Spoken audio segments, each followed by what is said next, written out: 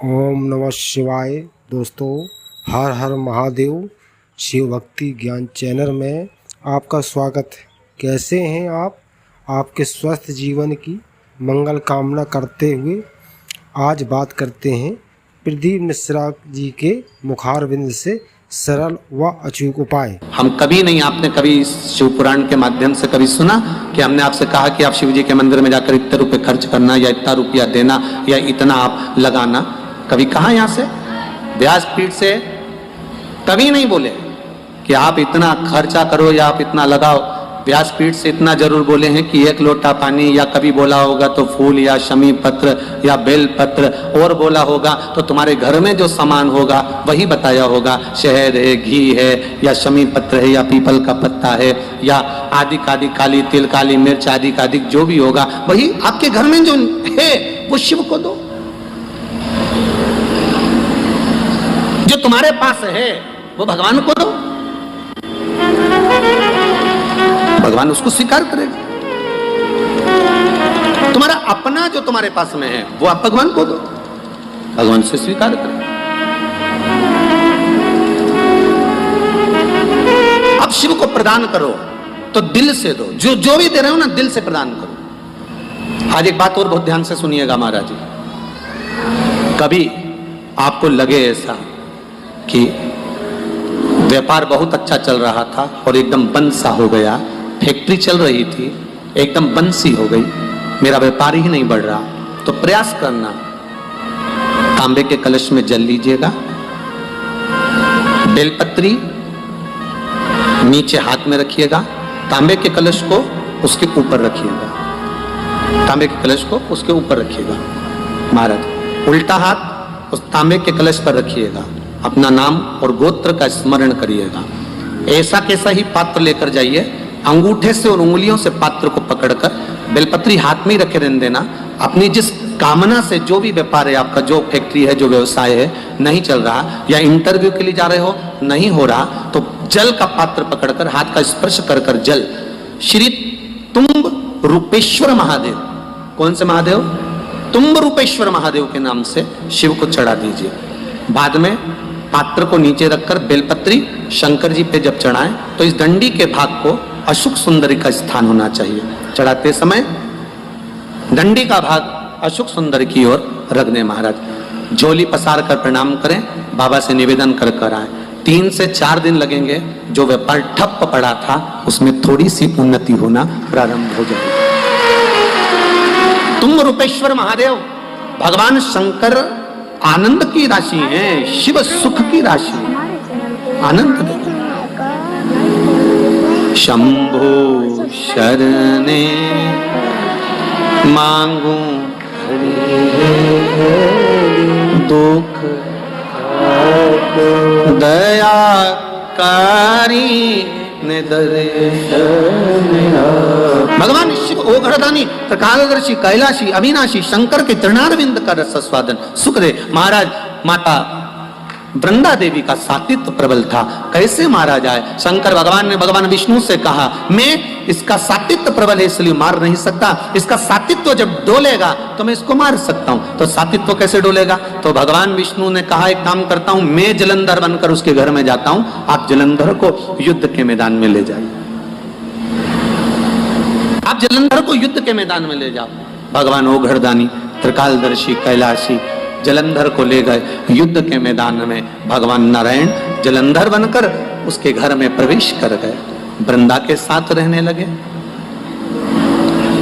कितनी विचित्र कथा है, बहुत ध्यान दीजिएगा। मेरे शंकर भगवान ने भगवान नारायण से यह नहीं कहा कि आप जलंधर बनकर जाओ, मेरे शंकर भगवान ने यह नहीं कहा कि आप रूप बदल कर जाओ, मेरे शंकर भगवान ने यह नहीं कहा कि आप जाकर उसके साथ छल करो। मेरे शंकर भगवान ने केवल इतना कहा कि इसका सातित्व अगर पक्का है तो मैं इसको मार नहीं सकता। अगर सातित्व पक्का है तो मैं इसको नहीं मार सकता, मैं इसको संहार नहीं कर सकता। आप जाएं ना जाएं वो आपके ऊपर।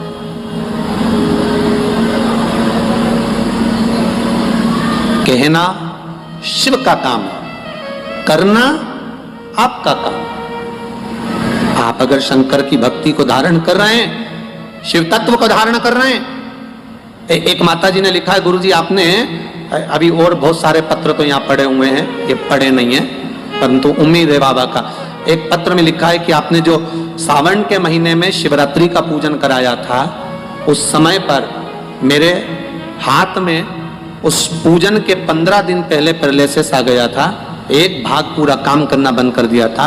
फिर भी मेरे बेटे और बहू ने वो सावन के महीने की शिवरात्रि पर रात को जो अभिषेक करा, काली मिर्च उसमें समर्पित करी, उसी में से एक काली मिर्च उठाकर मैंने वो काली मिर्च खाई और बाबा की कृपा से 15 दिन के अंदर मेरा हाथ काम करना चालू कर दिया। ये विश्वास आपका था, ये भरोसा आपका था।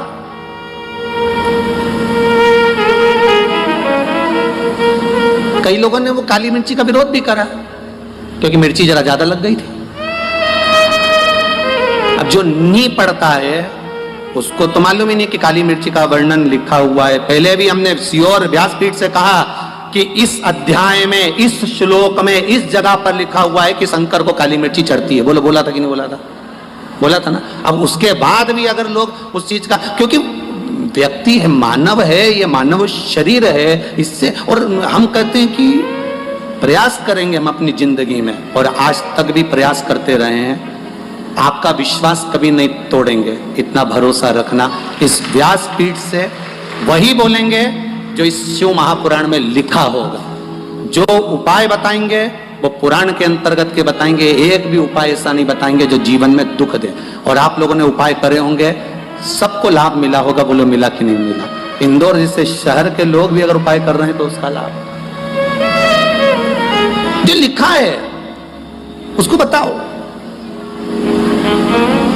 माँ अपने बेटे को भी कहती है कि बेटा जा रहा है, सुनो, तोरण पर जाओगे, घोड़ी पर चढ़कर जाओगे, तोरण लगाओगे, अंदर जाओगे, तुम्हारी सासू माँ तुमको कुछ खाने को देगी तो एकदम मुख आगे मत करना, वो हाथ खींच लेगी। बोलो समझा के भेजती कि नहीं भेजती? माँ भी समझा के भेजती है। मेरे वेद व्यास जी महाराज ने अगर ये 24,000 श्लोक की शिव महापुराण की रचना करी है तो जनमानस को समझाने के लिए करी है कि अगर जीवन में दुख है तो शंकर को ये वस्तु समर्पित कर देना, शिव तेरा कार्य कर देगा, शंकर तेरे को संभाल लेगा, तुम शिव के हो।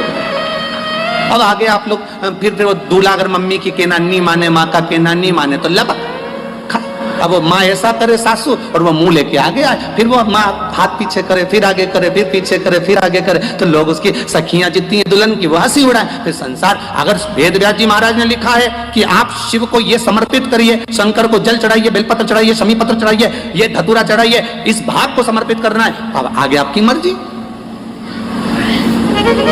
कई लोगों को तो ये तक नहीं मालूम था कि सावन महीने में भी शिवरात्रि आती है, बस आ गई और निकल गई, मालूम है नहीं। सोमवार की अष्टमी पड़ती है, शिव और पार्वती का मिलन होता है, उसका व्याख्यान वर्णन, उसको समझो। शमी पत्र की क्या महत्वता है उसको समझो, बेलपत्र की क्या महत्वता है उसको समझो,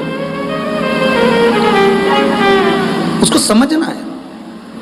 शिव महापुराण की कथा कहती है, शंकर का अनुमोदन कर रहा है, शंकर की भजन कर रहा है, भगवान शिव की कथा कर रही है, अपने जीवन में उतारने का प्रयास करे शिव तत्व को।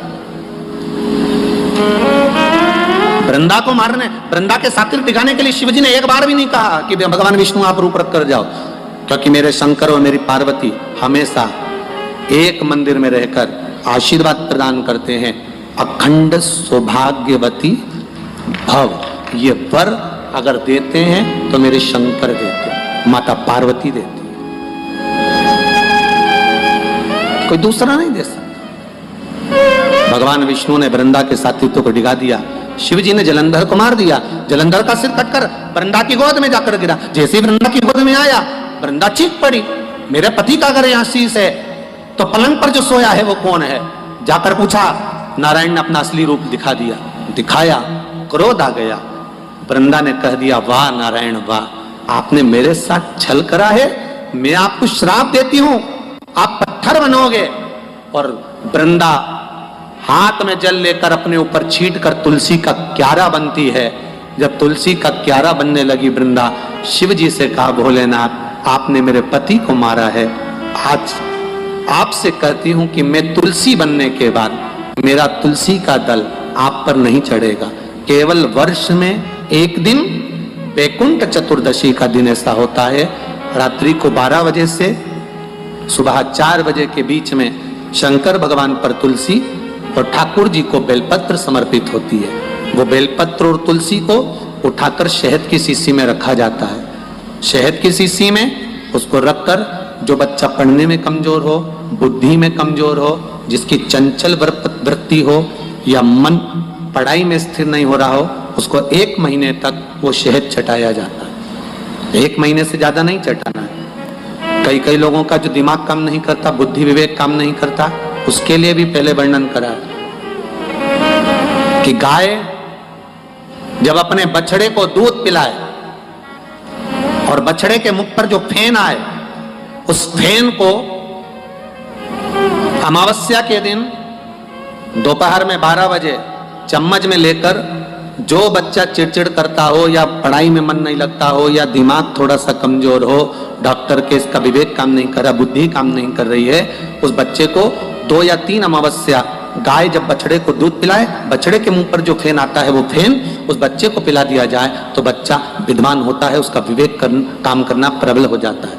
जिसके शरीर पर सफेद दाग पड़ गए हो, चर्म रोग हो गया हो, चमड़ी सफेद पड़ गई हो, पूर्णिमा के दिन गाय जब अपने बछड़े को दूध पिलाए, उस बछड़े का मुख में जो फेन आए उसको निकाल लीजिए। पूर्णिमा की रात्रि को 12 बजे शरीर में जहां जहां पर सफेद दाग पड़ गए हो, चमड़ी सफेद हो गई हो, उस जगह पर लगा लीजिए। चंद्रमा की रोशनी में कम से कम आधा घंटा बैठ जाइए और बैठने के बाद में उसके बाद में फिर स्नान कर लीजिए। 2 या 3 पूर्णिमा उस फेन का प्रयोग कर देखिए, चमड़ी अपने असली रंग में आना प्रारंभ हो जाती है। महाराज, हम आशा करते हैं कि भगवान शिव आपकी सभी मनोकामना पूर्ण करें। इस उपाय को करना ना भूलें।